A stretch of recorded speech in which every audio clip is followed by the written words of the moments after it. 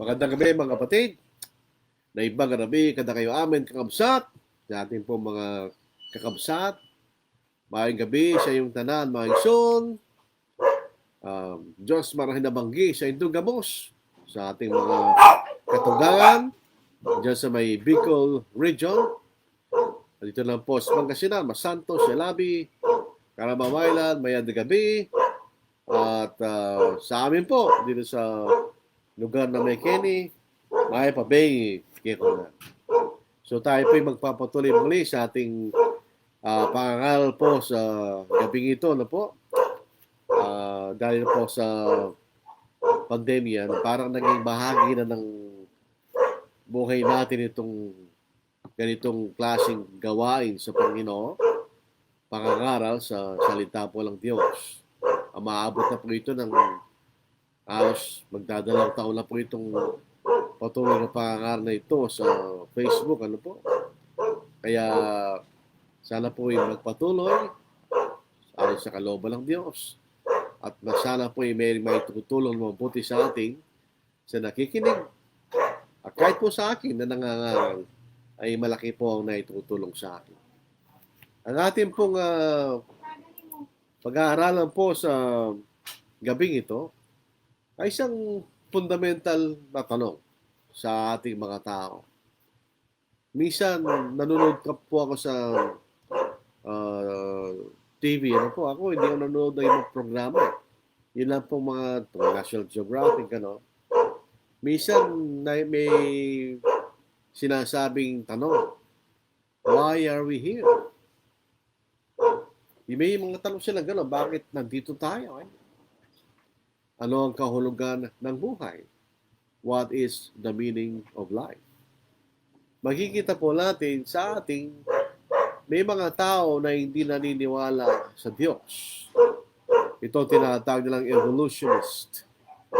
Naniniwala sila na tayo nanggaling sa may ibang mga hayop, unti-unti nagbago yung mga hayop, at tayo nanggaling sa mga matching. So wala tayong pagkakaiba sa mga hayop. So ang halaga ng buhay sa mga taong ito hindi katulad ng paningin natin. So kung ang buhay walang halaga sa kanila ay dahil ay katumbas lamang ng mga hayop.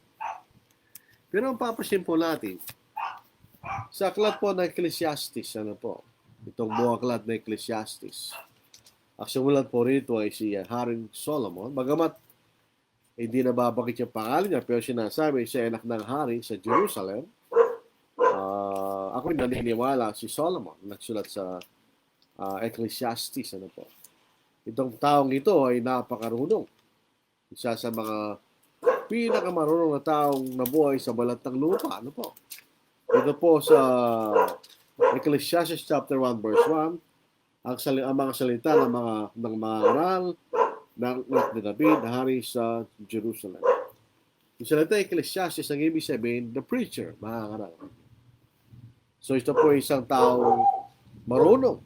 Dito sa unang kabanata, sa kalabingan ng talata, sinabi ko sa aking sarili, nagtamo ako ng malaking karunungan, higit kaysa sa lahat na nauna sa akin sa Jerusalem, at ang isipan ko'y nagtaglay ng malaking karanasan sa karunungan at kaalaman. So isa po isang taong marunong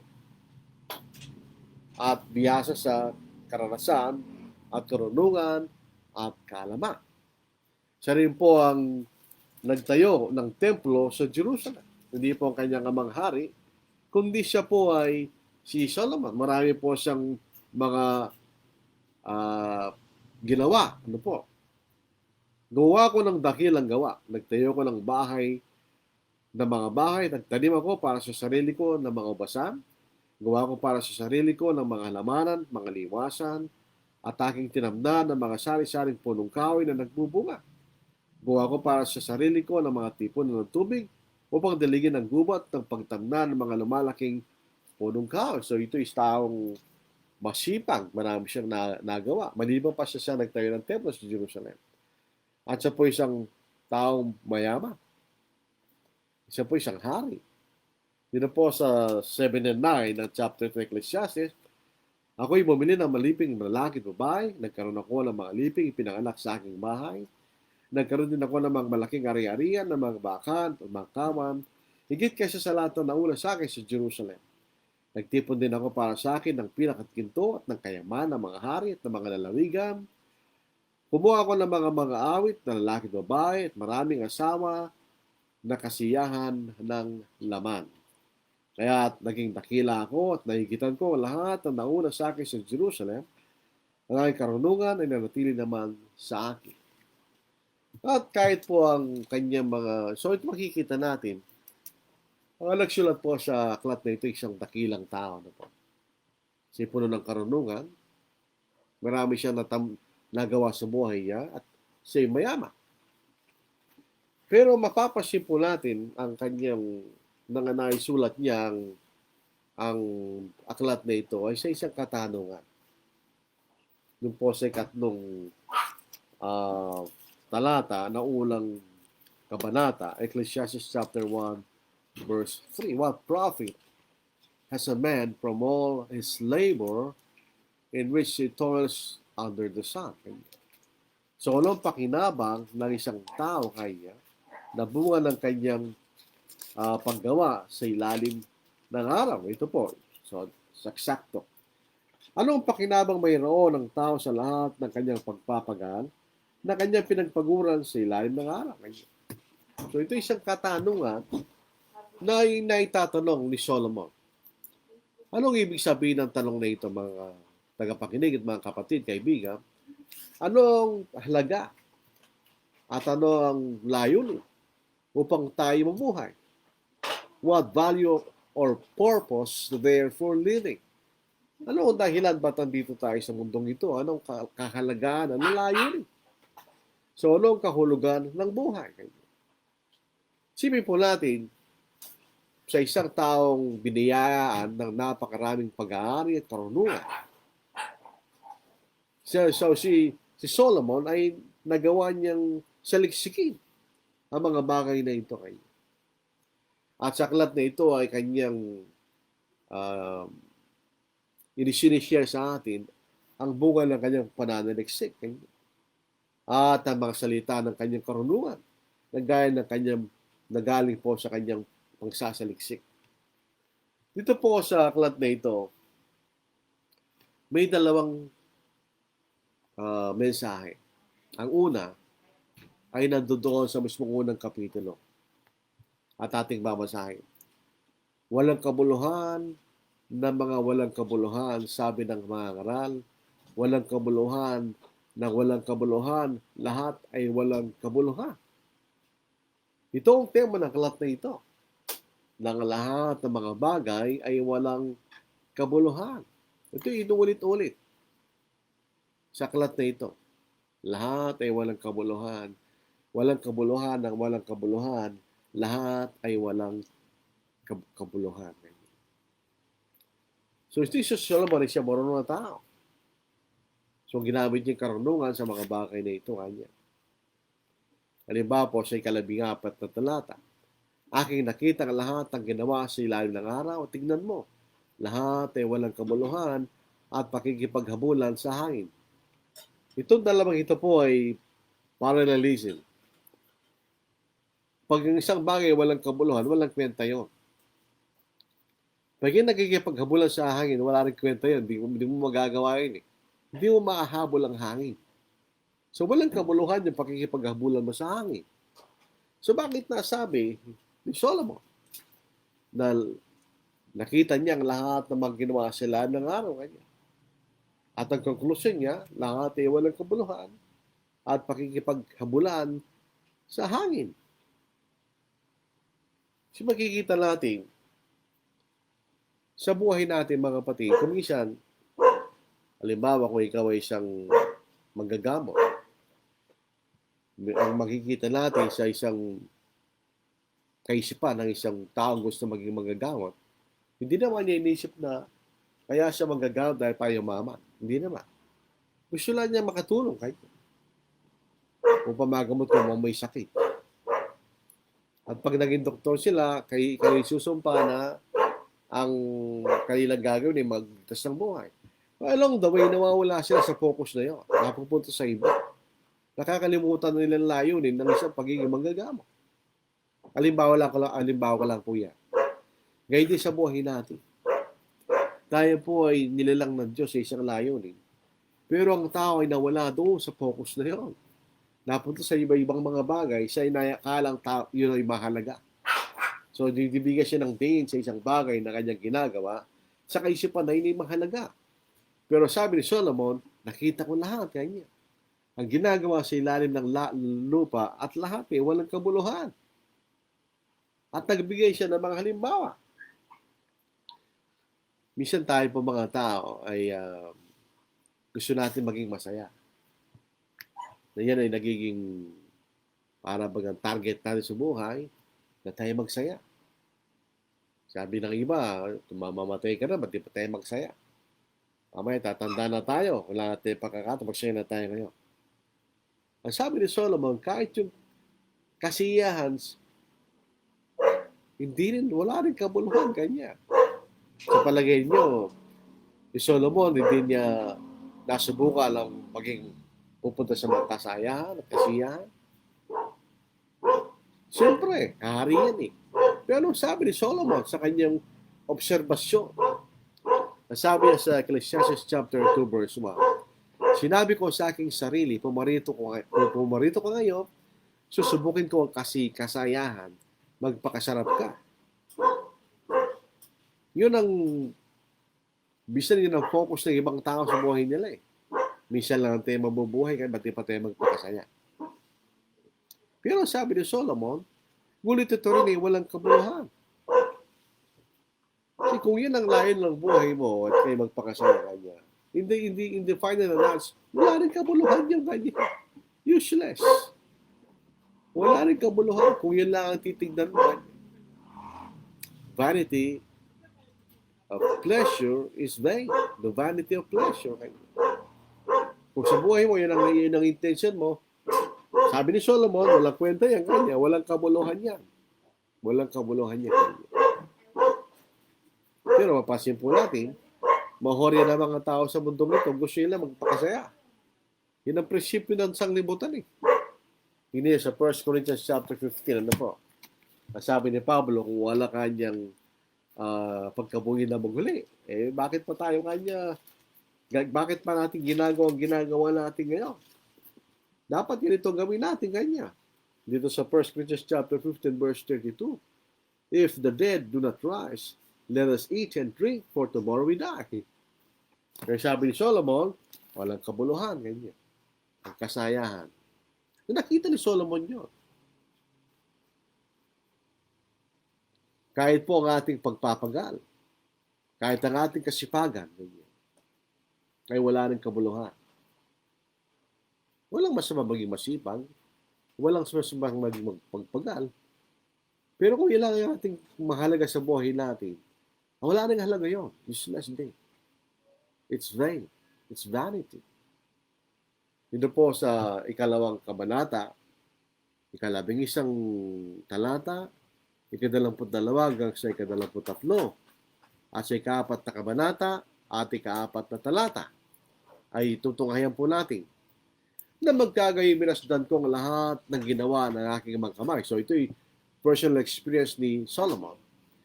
At ang pagpapagal na aking ginugol sa paggawa nito. At muli, lahat ay walang kabuluhan at pakikipaghabulan sa hangin. At walang mapapakinabang sa ilalim ng araw. Sapagkat anong natatamo ng tao sa lahat ng kanyang ginagawa at pinagpapaguran sila ng araw.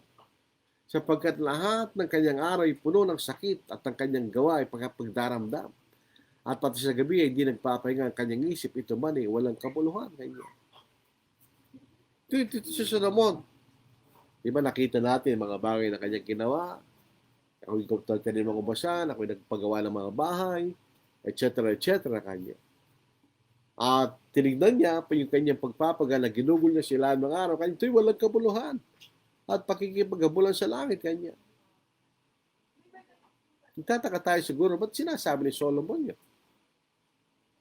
Bakit pati pagpapagal, pati pagsusumikap natin, walang kabuluhan? Sapagkat natatamo ng tao sa lahat ng kanyang ginagawa at pinagpapaguran sa lalo ng araw. Ano nga? nasasakit ang iyong katawan. Ika'y nagdaramdaman niya. Tapos, kung meron kang pinaplano, hindi nagpapangisip mo kanya. So ito rin walang kabuluhan. Well, tama po ito, totoo ito Pag ikay nagtatrabaho sa mga maghapon, pag uwi mo sa bahay mo, ikay pagod. Ikay may nagdaramdam ka ng sakit. Katawan, kailangan magpahinga kayo. At kung matindi pa yung mga trabaho mo sa pinagtatrabahuhan, o kaya kung ikaw ang mayari ng pinagtatrabahuhan, hindi ka rin nagpapangisip mo. Pinilit mong iisipin kung ano ang dapat gawing mabuti para sa iyong kalakal o kung ikaw mayari. Nasabi ni Solomon, ito man ay walang kabuluhan. Ganyan. Kung nga naman, pag-uwi pagod ka kanya. So, anong pakinabang nun, sabi ni Solomon? Yun po sa ika-4 na kabanata, sa ika-4 na talata, na nakita ko lahat ng pagpapagod at lahat ng kakayahan sa paggawa ay nagmumula sa pagkaigit ng tao sa kanyang kapwa. Ito man ay walang kabuluhan at pakikipaghabulan sa hangin. Kumisan, sabi ni Solomon, kaya mga tao nagsusumikap at nagpapagod dahil naigit sila sa kanilang kapwa kanya. Para mapantayan nila yung kapwa nila. Ito tungkol din niya. Sabi ni Solomon, yan man walang kabuluhan, pakikipaghabulan sa hangin kanya. Napapatay mo yung katawan mo para lang makapantay ka sa iyong kapitbahay o sa iyong kapwa kanya. Walang kwenta yun, sabi ni Solomon. Ito man walang kabuluhan at pakikipaghabulan sa hangin. Kung tataka tayo, ba't ganun? Si lahat balang bagay sa mundo walang kabuluhan.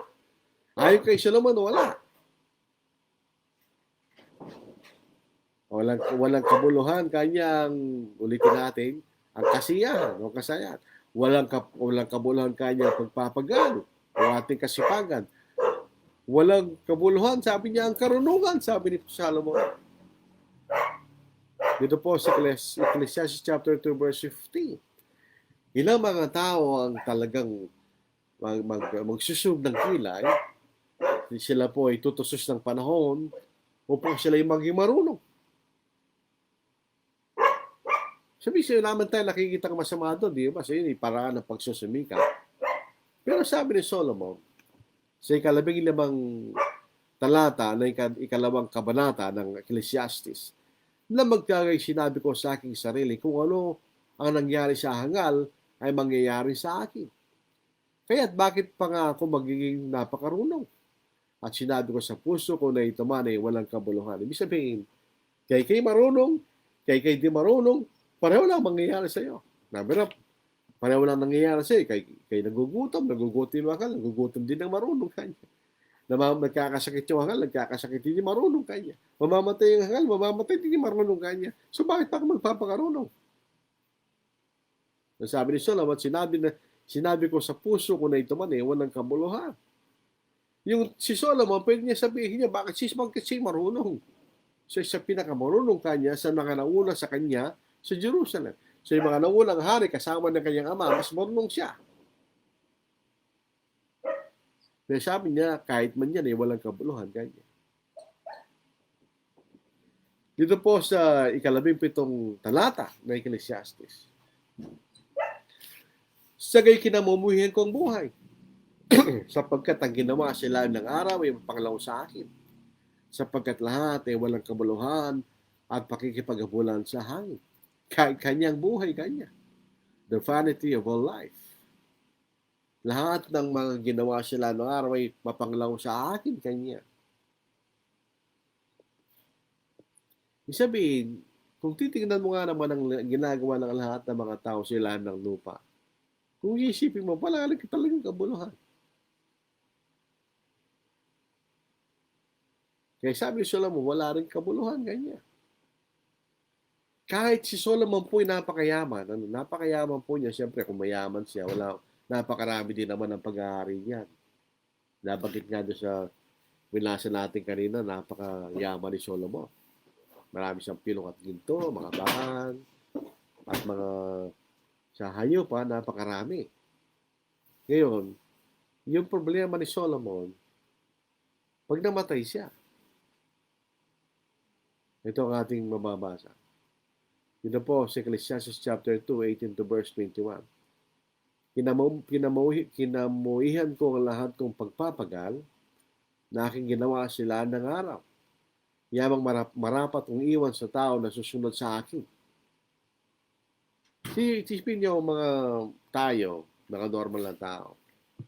Kaya tayo nagpapagal at sabihin, tayo po'y ng kayamanan ay para sa mga anak natin na iwanan natin kayo. Nag-iipon tayo ng kayamanan para sa maiwan natin. Pero po ba yung sabi ni Solomon? Wala rin kabuluhan kanya. Si Calvin siya. At sino nakakaalam kung siya magiging isang pantas o isang hangal? Gayunman ay mamubulo siya sa lahat ng aking pinagpaguran at sa aking ginamitan ng aking karunungan sila ng araw, ito man ay walang kabuluhan, sapagkat ako'y bumalik at aking ibinigay ang aking puso sa kawalang pag-asa sa lahat ng gawa ng aking ginawa sila ng araw.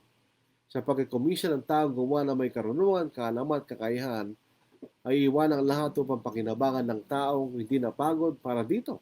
Ito man ay walang kabuluhan at malaking kasamaan.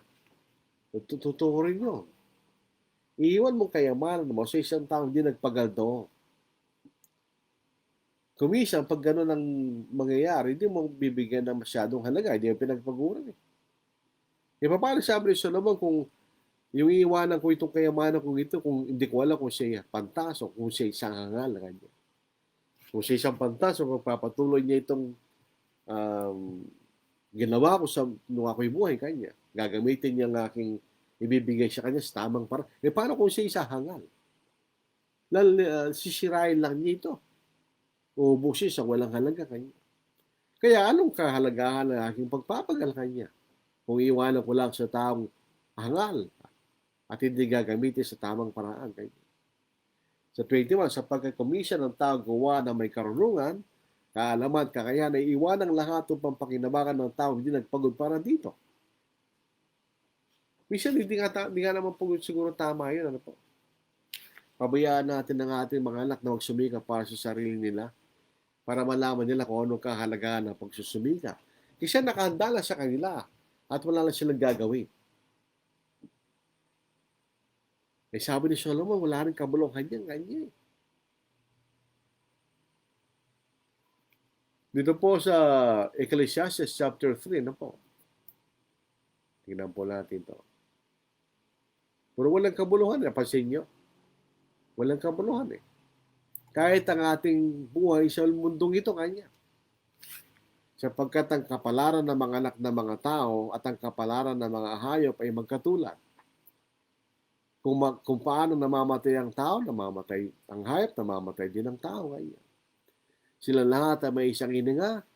Ang taong walang kalamangan sa mga hayop sapagkat lahat ay walang kabuluhan. Kung pinag-uusapan natin yung buhay natin, wala tayong pagkakaiba sa hayop. Bakit? Mamatay tayo, mamatay din sila. Kanya.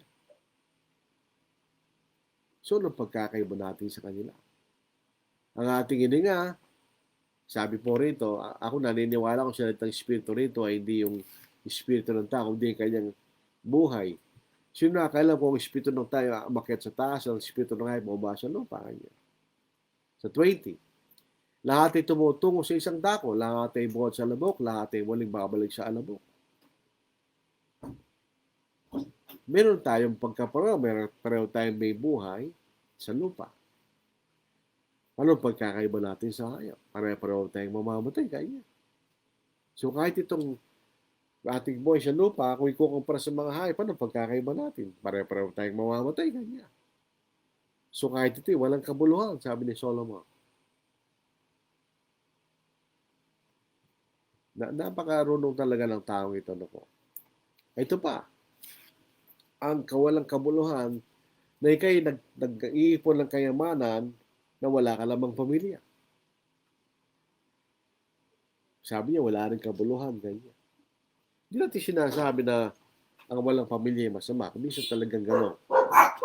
May mga tao na hindi nila mararanasan na magkakaroon ng pamilya for several reasons. Hindi siya nakatagpo ng isang taong Gusto nila makasama sa buong mundo, sa buong buhay nila. O mayroong mga tao talaga pinanganak na hindi mag-aasawa. Sabi nga ng Panginoon sa Matthew chapter 19. Pero sabi ni Solomon sa Ecclesiastes chapter 4, 7 to 8, muli kong nakita ang walang kabuluhan sila ng araw. Isang tao nag-iisa, walang anak o kapatid man, gayon may walang wakas ang kalahat niyang pagpapagod o pagpapagod at ang kanyang mga mata hindi nasisiyahan sa mga kayamanan. Kaya hindi niya tinatanong para kanino ko nagpapagod at pinagkakaitan ko ang sarili ng kasiyahan. Ito man ay walang kabuluhan at malungkot na bagay. Sa bagay, totoo po yun. May mga tao kaya nagpapagod, gala po ay dahil may mga obligasyon sila, may mga pamilya. Paano naman kaya kung wala kang pamilya? Tapos ikaw ay nagpapagod, at ikay nag-iipon ng kayamanan, hindi ka nasisiyahan sa, ang mata mo kaya hindi nasisiyahan sa mga kayamanan. Ngayon ang tanong, para kanino yung pagpapagod mo? At pinagkakahitan ng pang sarili mo ng kasiyahan. So sabi ni Solomon, tumanay walang kabuluhan at malungkot na bagay. Malungkot nga naman talaga yun. So kahit yung po ay sinasabi walang kabuluhan. Ito lang po, pagka ikaw po ay isang sikat na meron kang pinangungunahan. So isang leader, halimbawa. Kahit si Solomon sabi niya, yan din naman walang kabuluhan. Magsasawa tayo sa aklat na ito sa palagi sinasabing walang kabuluhan. Dito po sa Ecclesiastes chapter 4 verse 16. Mas maganda po sa English na po sa kanya. There was no end of all the people over whom he was made king. Yet those who come afterward will not rejoice in him. Surely this also is vanity and grasping for the wind. Sa Tagalog, walang wakas sa lahat ng mga tao sa kanyang pinapangunahan. Gayun may silang darating pagkatapos ay hindi magagalak sa kanya. Tunay na ito man ay walang kabuluhan at pakikipaghabulan sa angin. Totoo po yun. Maaaring ang isang nangunguna ay may magandang ginawa. Ayon sa kanyang pamumuno, pero may mga taong dati pagkatapos hindi sasisiyahan sa kanya. So, anong kahalagaan ang iyong kagalingan sa iyong pamumuno? Kung wala rin kabuluhan kanya. Sabi ni Solomon, tunay na ito man ay walang kabuluhan at pakikipaghabulan sa langit, sa hangin. May mga tao na maraming pangarap at maraming salita. Sabi ni Solomon sa Ecclesiastes 5:7, sa maraming mga panaginip, sa maraming mga salita ay walang kabuluhan. Ngunit matawad ka sa Diyos kayo. So kahit yung marunong magsalita, wala rin kabuluhan kayo. Yung maraming pangarap, wala rin kabuluhan, sabi ni Solomon. At ito po sa Ecclesiastes 5:7, 5:10, yung walang kasiyahan sa pagkakaroon ng karangyaan, the vanity of loving abundance. Siyang umiibig sa salapi, hindi masisiyahan sa salapi. Totoo po yan. Kung sino pang maraming pera, ay gusto pa rin nila magkaroon ng maraming pera. At hindi pa rin sila nasisiyahan. O siya mga umiibig sa kayamanan ay may pakinabang. Ito man ay walang kabuluhan. Kung isipin po natin, sa sobrang ng dami ng iyong kayamanan na pag-aari mo, anong pakinabang no? Yun, halimbawa, ikay maraming pera sa bilyon-bilyon ng pera mo sa bangko. Anong gagawin mo doon?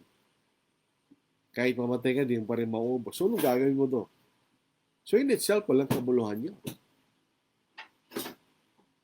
Kaanin mo yun kung hindi mo naman magagamit.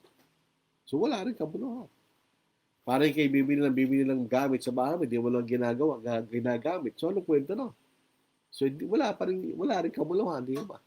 So, sabi rito, siya umibig sa salapi, hindi masisiyahan sa salapi.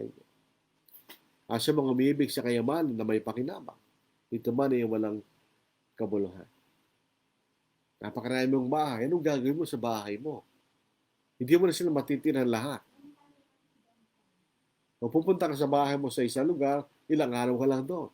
Hindi mo sila matitirahan lahat. So, in the final analysis, yung pera ginastos mo doon ay walang kahuluhan. Parang kayabangan lang lalabasan mo. Pero siya kabuluhan ay wala. Dahil kailangan mo lang ay isang bahay na kung saan mo titirahan. At pati po yung mga walang halagang halakak na hangal kayo. Dito po si Ecclesiastes 7:6. Sapagkat kung paano nagitik ng mga tinik sa ilalim ng palayok, gayon ang halakak ng hangal. Ito may walang kabuluhan. Tingnan po natin sa English ano po. Isa siya mas magandang ating basahin sa wikang Banyaga kaysa sa ating wika. Sabi nga yun, there's something lost in translation. Dito po sa 7:6.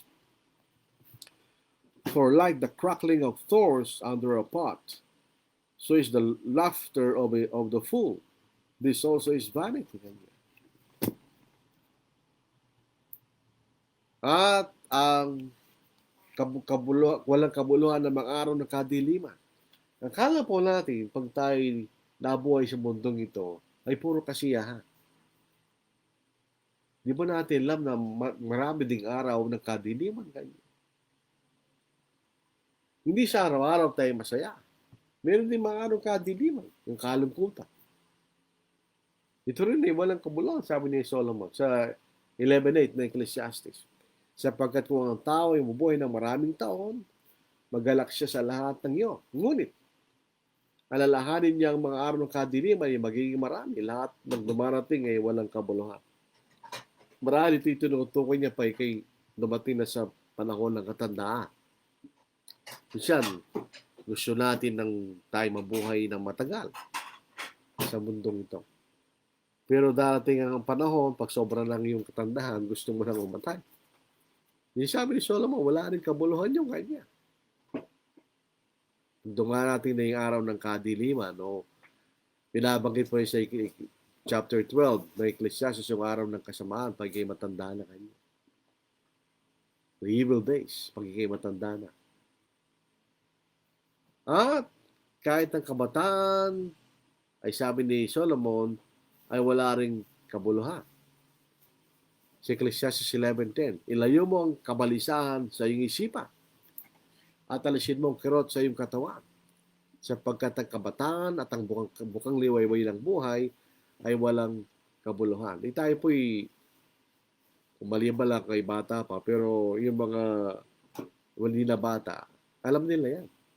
Yung mga bagay na binigyan natin ng halaga sa ating kabataan, nalalaman natin pag kayo nagkaedad na, walang halaga yung mga bagay na ginawa mo na yun. Dito sabi ni Solomon, ganyan. Sapagkat ang kabataan at ang bukang liway mo ng buhay, walang kabuluhan. Kung kinamatay siya yung kabataan, ala bang kabuluhan ng buhay mo? Ala ka pa nagawa? Ala ka pa na-accomplish? So, walang kabuluhan, ganyan. So, bakit kaya si Solomon na ito palagi niya sinasabing walang kabuluhan sa aklat na ito? Kaya din po sa pinakahuling kabanata sa chapter 12 verse 8, ngayon pa rin nasabi niya, walang kabuluhan, na mga walang kabuluhan, sabi ng mga lahat, walang kabuluhan. Bakit kaya sinasabi niya yun? Anong dahilan ba't napunta siya sa ganong klaseng kaisipan? Na lahat ay walang kabuluhan, na walang kabuluhan, ganyan. Paulit-ulit sa buong aklat na ito. So marahil magkisabi natin ang pinaka-keyword sa aklat na ito ay vanity, walang kabuluhan. Ito po ay mababasa natin ng 35 times sa 29 verses, yung salitang walang kabuluhan. Ano ba yung sabihin ng vanity? Futility, uselessness, nothingness. Walang kwenta, ibig sabihin, walang kabuluhan. Sa English, futility, uselessness, nothingness. Pero makikita natin na sinasabi ni Solomon. Ano ito yung mga bagay na ito na walang kabuluhan? Ang mga bagay na nakita niya sa ilalim ng araw. Kung maalala po natin yung kanyang sa kanyang pananaliksik at sa kanyang observation, Ano tinignan niya? Yung mga bagay na ginagawa sa ilalim ng araw, kanya. Things that are done under the sun, kanya. Sa Ecclesiastes chapter 1, verse 14. I have seen all the works that are done under the sun, and indeed all is vanity and grasping for the wind. Ang keyword dito ay vanity and under the sun. Ano ibig sabihin nun? Bakit ang lahat ng ang gagawin natin sa mundong ito walang kabuluhan? Totoo ba yan? Pagka ang ating pagtingin ay mula sa pagtingin from an earthly perspective na walang Diyos sa ating buhay. Inalis natin ang Diyos sa ating buhay. Ganyan. Walang Diyos, walang picture ng Diyos sa ating buhay. Lahat ng gagawin natin ay walang kabuluhan. Dahil lahat ng gagawin ay mawawala lang. Ito yung mapupunta sa walang kwenta. Mawawala lang.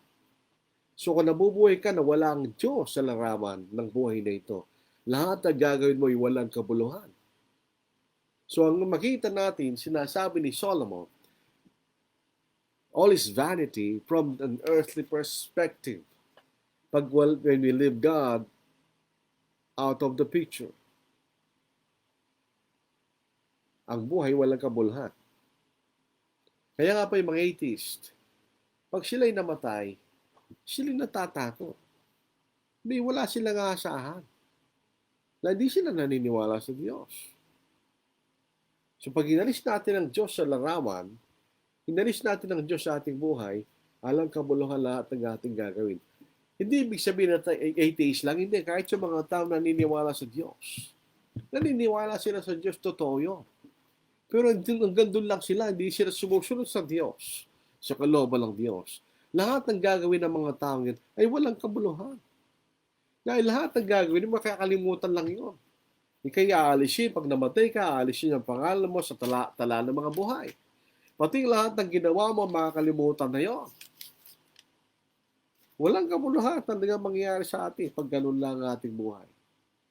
Pag inilibing ka na, tapos na. Pag wala ang Diyos sa buhay mo, lahat walang kabuluhan. Totoo yun. Dito po si Ecclesiastes chapter 9, verse 5, verse 6. For the living know that they will die. Lahat na alam natin yun.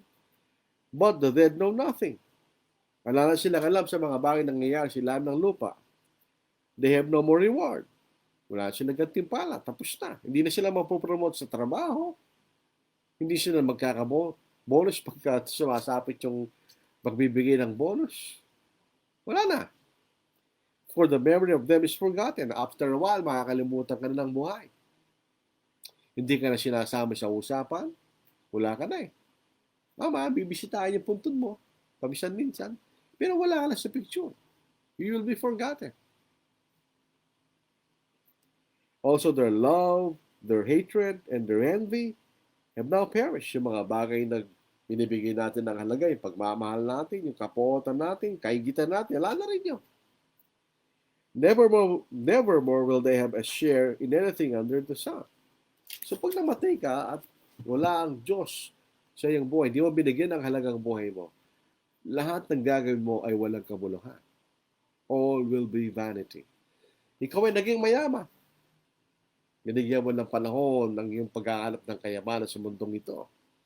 At di mo binigyan pansin na paghahanap ng kalooban ng Diyos sa buhay mo. Pag namatay ka, walang kabuluhan. Anong gagawin mo sa pakayamanan pag namatay ka?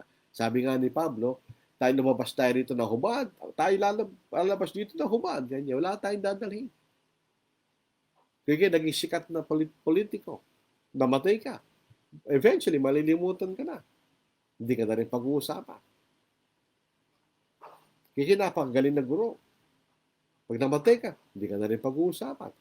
Useless lang. Kaya sabi ni Solomon, pagka ganun ang ating pagtingin from na inaalis natin ang Diyos sa ating larawan, inaalis natin Diyos sa ating buhay, not necessarily ikaw atheist. Ibig sabihin, hindi mo binibigyan halaga ang Diyos sa buhay mo.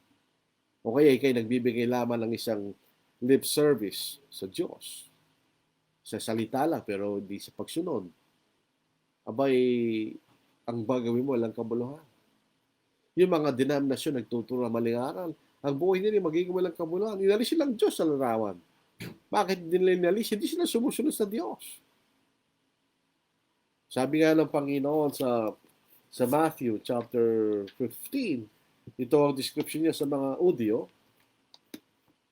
Sa verse 8, verse 9, "These people draw near to me with their mouth and honor me with their lips." Nanalangin tayo sa ating mga bibig. Hindi naman natin ginagawang kalooban ng Diyos, useless. Ano mangyayari pag malayong puso mo sa Diyos? "And in vain they worship me, teaching us doctrines the commandments of men." Ikaw ay maggagawa ng sarili mong ngalan. Kung tuloy na minamahal mo ang Diyos, susunod sa kanyang kalooban. Hindi mo babaguhin. Pag binago mo, hindi mo mahal ang Diyos. Mas mahal mong sarili mo, binago mo eh. Pag namatay ka sa gano'n, walang kabuluhan ang buhay mo. Yun ang dahilan bakit sabi ni Solomon, lahat ay walang kabuluhan.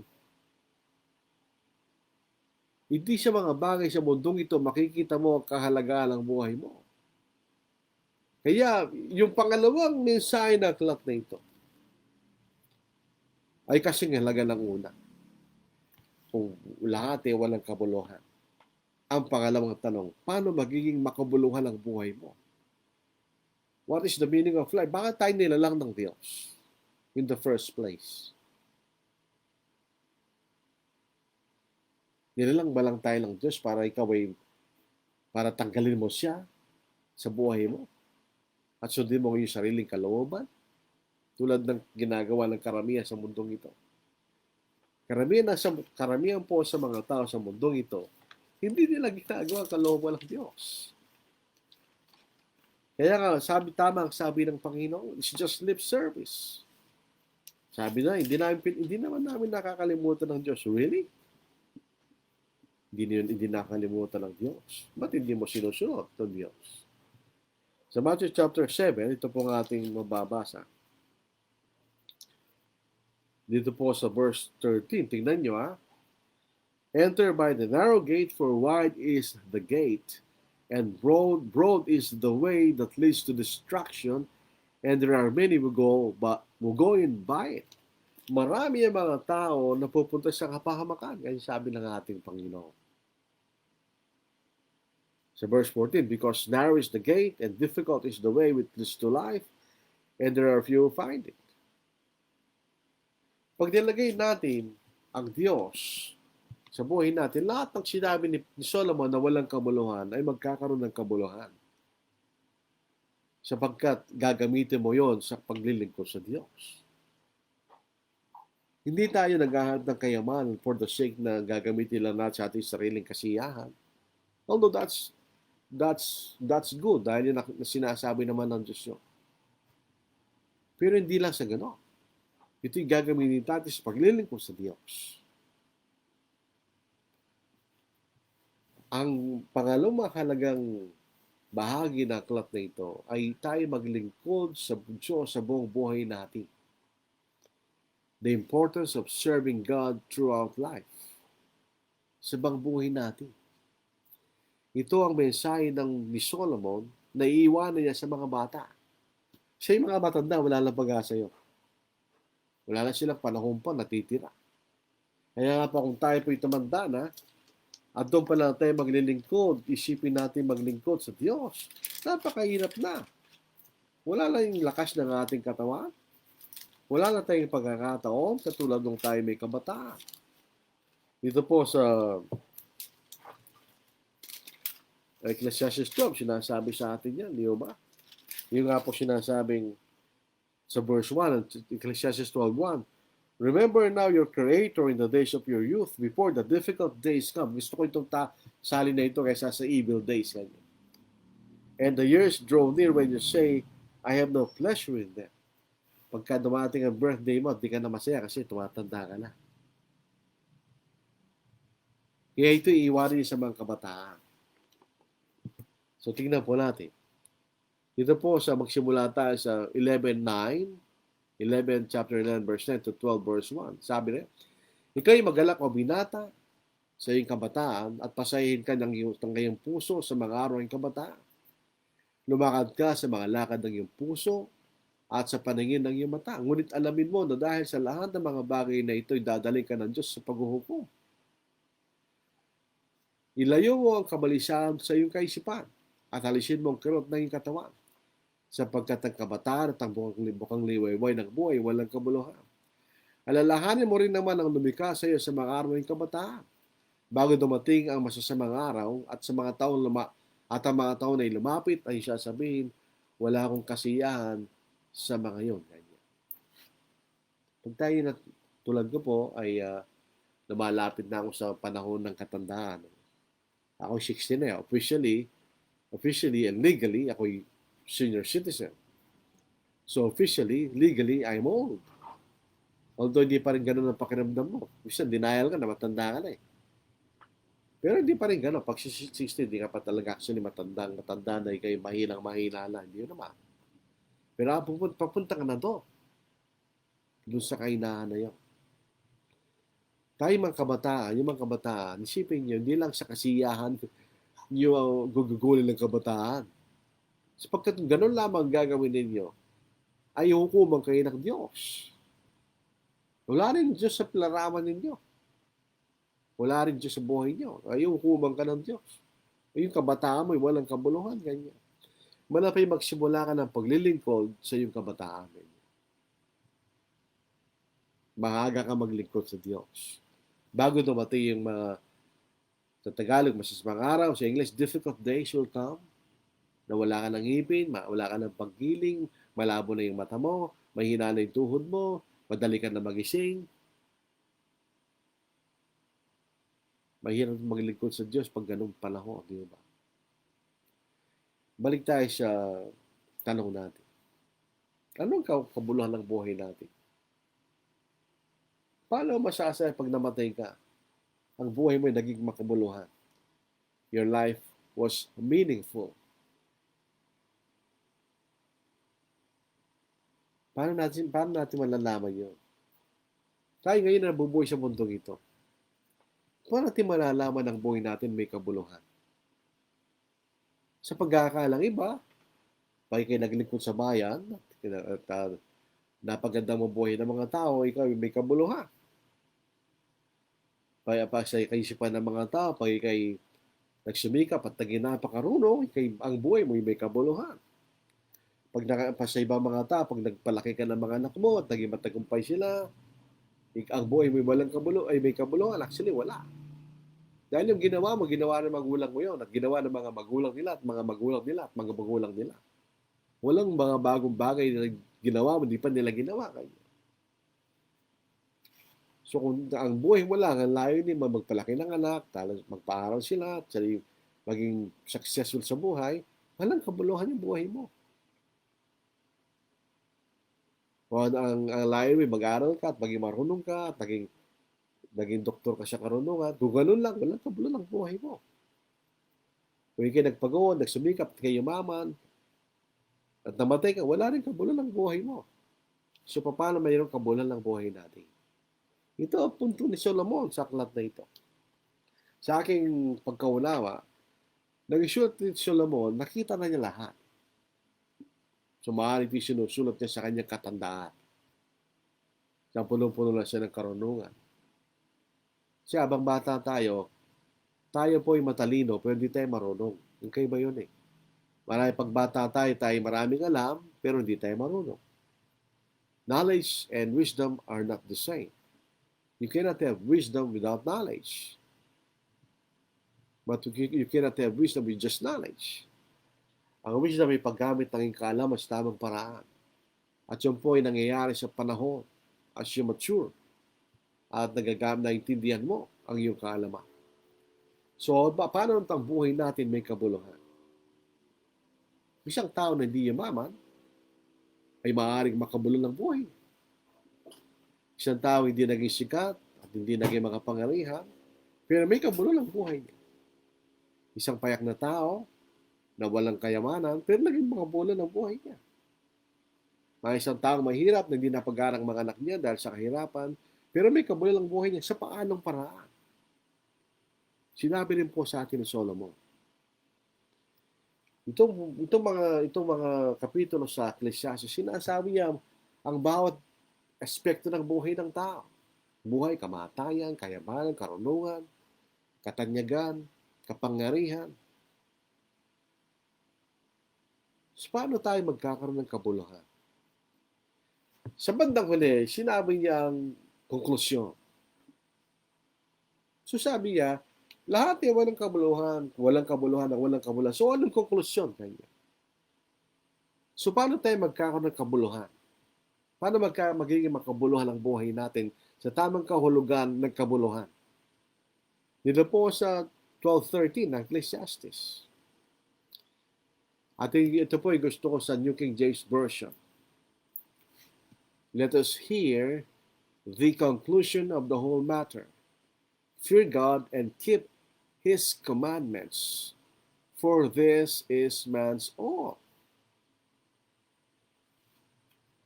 Ito po salitang, this is man's all. Ito ang literal na translation at ito ang tama.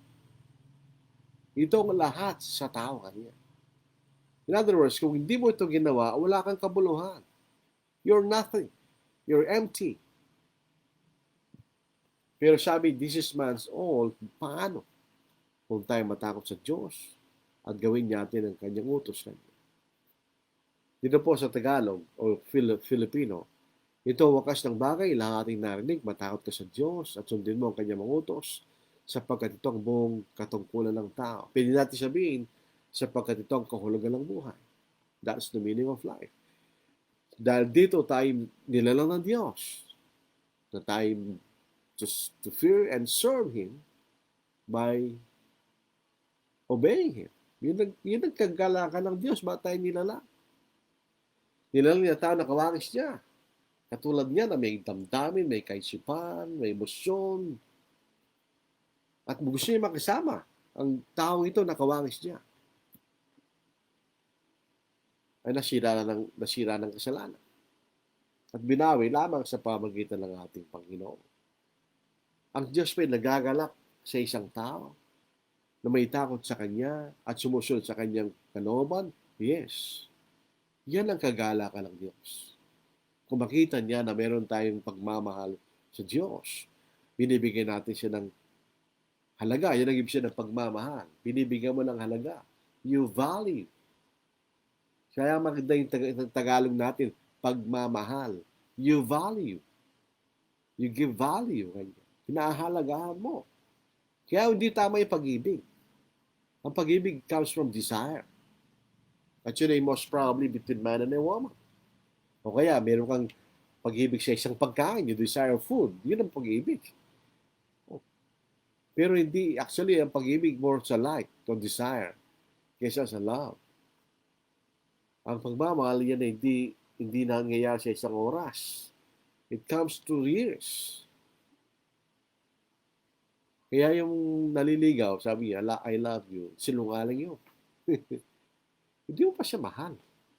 You desire her kung bulaki ka. Gusto mo siya. Hindi mo pa siya mahal. Gusto makita natin, when you value God, when you fear God and keep His commandments, doon lang nagkakabuluhan ang lahat ng ating ginagawa. Pag ang Diyos ay nasa ating buhay, lahat ay magkakaroon ng kabuluhan dahil sumusunod tayo sa kalooban ng Diyos. Alam natin ang tamang kasiyahan. Alam natin ang tamang pagpapagod, pagpapagal. Alam natin ang kahulugan ng buhay. Alam natin ang kamatayan. So lahat tayo may kabuluhan kapag tayo sumusunod sa kalooban ng Diyos. Pag hindi, inalis natin ang Diyos sa ating buhay, hindi natin binibigyan ng halaga, your life is empty, vain, useless, futile. Malilibing ka lang, mabubulo ka. And then, pupunta ka sa impyerno. What's the value of that? Anong value ng buhay na yon? Samantalang kayo sumunod sa Diyos. Ikay nagpakumbaba, binigyan mo ng halaga, pinupuri mo, sinasamba mo, at sinunod mong Diyos. Pag namatay ka, pupunta ka sa langit. Then your life is valuable. May kahulugan ng buhay mo, di ba? May pupuntahan eh. Pero kung alisin mo ang Diyos buhay mo, Kaya gaano ka man kayaman, gaano ka man kasikat, gaano ka man kapangyarihan, saan ka pupunta? Pupunta ka sa impyerno. Dahil ahatulan tayo ng Diyos sa mga bagay na ating ginawa. Yung susunod na talata, yung binasa natin kanina sa Ecclesiastes chapter 12, verse 13, bakit kailangan natin gawin yon? Bakit kailangan tayong matakot sa Diyos at sumunod sa Kanyang mga utos? Bakit? Sapagkat Kanya. Dadalhin ng Diyos ang bawat gawa sa paghuhukom, pati ang bawat lihim na bagay, maging iti mabuti o masama. Aanin mo ang isang napakaganda sa sasakyan kung pupunta ka sa impyerno. Aanin mo ang napakagandang bahay kung pupunta ka sa impyerno. Aanin mo ang yung limpak-limpak na salapi kung pupunta ka sa impyerno. Aanin mo maraming bahay na malalaki kung pupunta ka sa impyerno. Ano kahalagahan? Wala. Useless. Pero kung alam mo ang kabuluhan ng buhay mo, hindi mo gagawin yun. Di ba? Gagamitin mo lahat na binigay siya ng Diyos upang maglingkod sa Diyos. Binigyan ka ng panahon, binigyan ka ng pagkakataon, binigyan ka ng kayamanan, binigyan ka ng karunungan, saan mo gagamitin yun? Gagamitin mo sa paglilingkod sa Diyos. At lahat ng aspekto ng ating paglilingkod sa Diyos. Alam niyo, ang buhay ng isang sumusunod sa Diyos, hindi lang naman siya sumasambay. Siya sumusunod sa pamahalaan, yun ay kagustuhan ng Diyos. Meron tayong obligasyon sa pamahalaan. Meron tayong obligasyon sa ating mga pamilya. Meron tayong obligasyon sa ating kapwa. Maraming aspekto ang buhay pananampalataya ng isang taong sumusunod sa Diyos. Hindi lamang doon sa pagsamba sa araw ng linggo. Kahit sa pagtatrabaho, yun kalooban ng Diyos.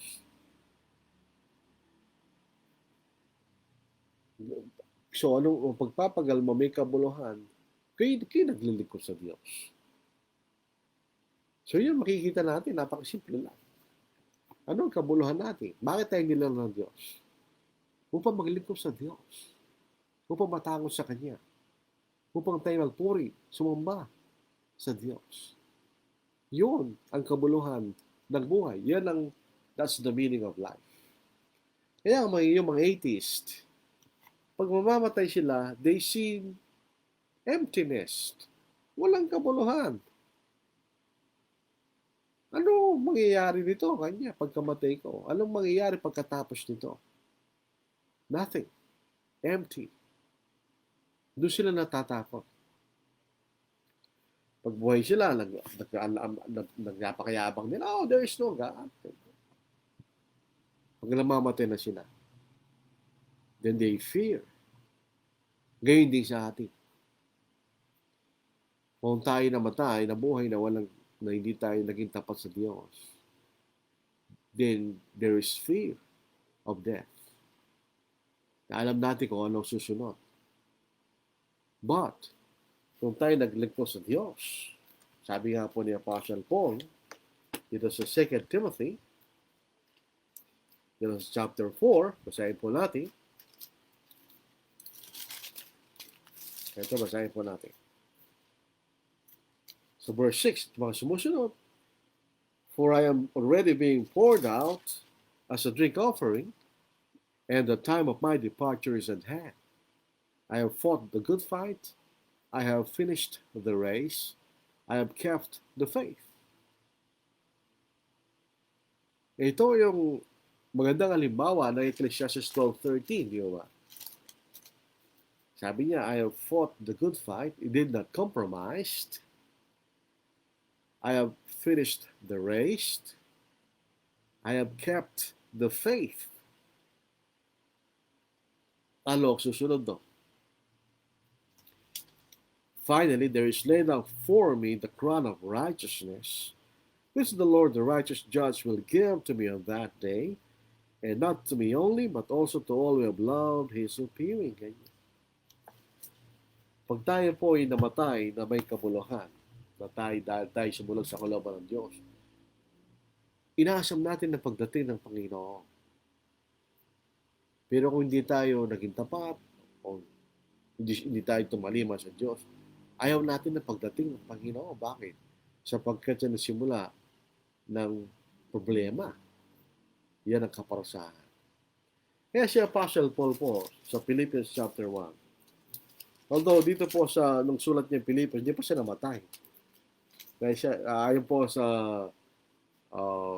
kasaysayan, siya pa'y nakulong pero siya pinalaya at nabuhay pa siya ng ilang taon bago siya nakulong mulit pinatay. Sa Philippians chapter 1, bakit si Apostle Paul alamang bahid ng pagkatakot sa pagbanggit ng kamatayan? Sa Philippians chapter 1 verse 23 hanggang dito po sa verse 23. At bago po yun, basahin muna natin. Dito po sa verse 20 hanggang verse 23. According to my earnest expectation and hope, that in nothing I shall be ashamed, but with all boldness as always, so now also Christ will be magnified in my body, whether by life or by death. For to me, to live is Christ, and to die is gain. So natin nakarinig ng mamatay panginabang? Si Pablo lang. But if I live on the flesh, this will mean fruit from my labor, and what I shall choose I cannot tell. For I am hard-pressed between the two, having the desire to depart and be with Christ, which is far better. Sabihin, gusto ko pang mabuhay para maglingkod sa inyo kanya. Pero gusto ka rin umalis para magsama ko na aking Panginoon kanya. Na yun ay lalong mabuti kanya. So, kay Pablo, death is not a time of sorrow. It's a time of joy. Bakit? Dahil nakamtan mo na makakamtan mo na ang gantimpala in serving God in your life. Yun ang kabuluhan ng ating buhay. So ito po ang ating pag-aaral po sa gabing ito. Ako nasalay po sa umaga eh. Kaya kami siya nababanggit ko umaga. So yun po ang ating payak na pag-aaral sa oras na ito. We have to put focus. Ano ba talaga? Ano ba talaga? Ano ba talaga yun? To fear God and keep His commandments. That's our focus. Yung iba, ano na lang yan, sideline na lang eh, but that's our focus. Kung tayo kabayo, doon lang tayo nakatingin. Kaya yung kabayo, binigyan ng takip sa mata eh, para huwag siya tingin ng pakaliwa kanan. Tumingin lang siya sa mahalaga. Ano yung mahalaga? Yung daan. Tumingin lang tayo sa daan, patungo sa Diyos. So ito po ang ating pag-aaral po sa gabing ito. At tutingnan po natin ang mga mamati. Nida Ordenisa Villamin, maayong gabi, Brother Lordy. God bless. Leonito Torreliza, na yung Bag Arabi, kadakyo amin kakapsat. Ang translation po noon, magandang gabi sa ating lahat, mga kapatid. Oljan Ocampo, good evening po. Marshall Sanchez Atibagos, maayong gabi po sa tanan. Samuel Graneta, good evening, brethren, listening. Kennedy Piligambol, magandang gabi po sa lahat.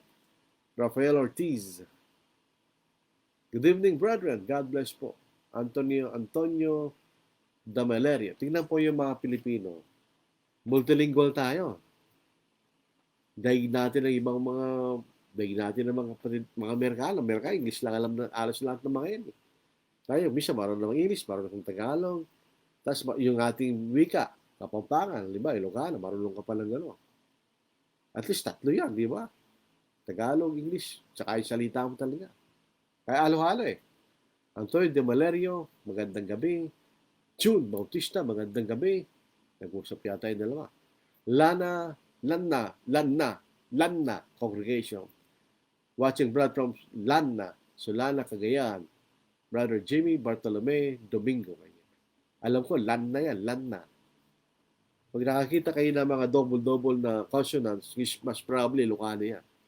Basit, batit, puro double yan. Kaya matigas komisyon ng bagkas, batit, basit. Ito, Lanna. Edna Delfina Villamayor, good evening po. Ito, Lanna. Naulit. Magandang gabi po sa lahat mga kapatid. Salamat Brad, kahit malayo ka, parang nandito ka pa rin. Oo, kasi dahil po sa teknolohiya ngayon. Dati, kailangan mo pumunta sa lugar para makapangalan ka. Ngayon, dito lang sa Facebook, makakapangalan ka na. Zena Luciano, magandang gabi po sa lahat ng mga nakikinig. God bless po sa ating lahat. Eliazar Buenga, also known as Larry. Diyos marahay na banggi. Kanya. Yun po yung Bicolano. Good evening. Kanya. Ito pong mga Bicolano, palagi may Diyos. Diyos Mabalos. Kanya. Pag nagpapaalam sila, Diyos Mabalos. Kanya. Pag bumabati sila, Diyos marahay. Kanila. Dodie Ross Spear. Good evening. John Arbor Takbad, gandang gabi po, listening po. Jojo Campo, good evening po. Benjamin Benamin, depende kung Amerikano ko o Kastila. Pag Kastila, Benjamin, ganyan, Bistro. Na ibang gabi, Kapsat, magandang gabi kapatid, ganyan. Si Christine Takbad, thank you po for the good Bible study. Thank you for listening. Dahil meron po atang, ito. Ang buhay at kalayaan ay napagtanto kay Kristo. Ngunit hindi hiwalay sa mga kondisyong itinakda niya. Ang mga kondisyong ito ay matatagpuan sa Ebanghelyo, ang kanyang batas. At dahil may mga kondisyon kung isang tao ay nabigo upang sumunod sa mga ito, mawawala sa kanyang mga pribilehiyong darating sa buhay at kalayaan. Tayo mamuhay upang masiyahan ang buhay at kalayaan sa Panginoon. Si Brother Oljan Ocampo, tinanong niya kung ang isang metodista na nag-aaral sa Biblia maliligtas. Yun ang sagot dyan. Kung tayo susunod sa kondisyon ng Diyos. Kaya yung mga metodista sumusunod sa kondisyon ng Diyos. With due respect, dahil siyempre tao po yung mga yan. Hindi. Dahil kung sila isusunod, hindi na sila metodista. Sila magiging Kristiyano katulad natin. Yun ba? So maganda po yung punto nito na thank you, Brother Oljan Ocampo. Maraming salamat po, mga kapatid. Yun lang po talaga ang buhay natin.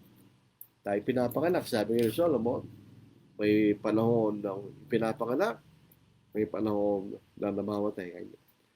Ito nga po nakaraang 2 taon, dami natin nakitang namatay. No? Sa halo-halo na yon, hindi ko lang, nagkataon lang. May namatay sa COVID, may namatay hindi sa COVID, marami rin. So nakikita natin ang katotohanan ng salita ng Diyos. Tayo na sisiya pag may pinanganak. Tayo na nalulungkot pag may namamatay. Ganyan. Siyempre, hindi na natin masama yon sa mundong ito. Pero mas malungkot kung namatay na hindi Kristiyano. At ang kanyang buhay ay naging walang kamulahan. So ito po ang ating pag-aaral, mga kapatid. At tayo po'y manalangin. Banal, unang-una po ay dinadalangin namin mga kapatid na may mga karamdaman. Marami po mga kapatid na kaya po hindi na tayo mabanggit ng pangalan basta mga kapatid na nasa karamdaman, may sakit. Kung ano pong karamdaman po nila. Sana po sila ay magkaroon ng kagalingan. At kami nagtitiwala po sa inyong karunungan ng Diyos dahil alam niyo kung ano makakabuti para sa amin. Kaya po'y nananalangin ng Diyos na sana'y palagi niyong ibigay sa amin na mga pangangailangan upang kami po'y magpatuloy sa aming pamumuhay at paglilingkod sa inyo ng Diyos. Hinihingi namin na huwag niyo kami bigyan ng malabis, baka namin kayo makalimutan. Huwag naman yung bigyan ng kakaunti, baka kami po'y gumawa ng masama. Kundi na yung sakto lamang po, Diyos. Para kami patuloy na paglilingkod sa inyo. Naway bigyan niyo pa rin kami ng pagnanasang patuloy naming malaman, naging kalooban. Buklatin namin ang pahina ng iyong mga salita upang kami magkaroon ng ilaw sa aming mga paa at ilawan sa iyong mga landas na hindi kayo mawalay sa daan patungo sa inyo, Diyos. Tawagan niyo kami sa iyong mga pagkakasala. Sa amin po'y nagsusumamo sa inyo, Diyos, sa sana ay matapos na po ang pandemya ito. At naway ang aming bayan po ay mapasakamay ng mga taong may manis sa puso na magpapatakbo upang kami mabuhay sa katahimikan at kapayapaan na naglilingkod sa inyo, O Diyos. At ang mga bayan ito ay may iningi, nakilapal sa Panginoon. Amen. Maraming salamat. So, tapos naman po tayo na po. Sana po bukas, sa linggo, ay magpatuloy po tayo sa ating paglilingkod, pangangaral ng Ebanghelyo, at sana magpatuloy naman po kayo sa pakikinig. Stay safe.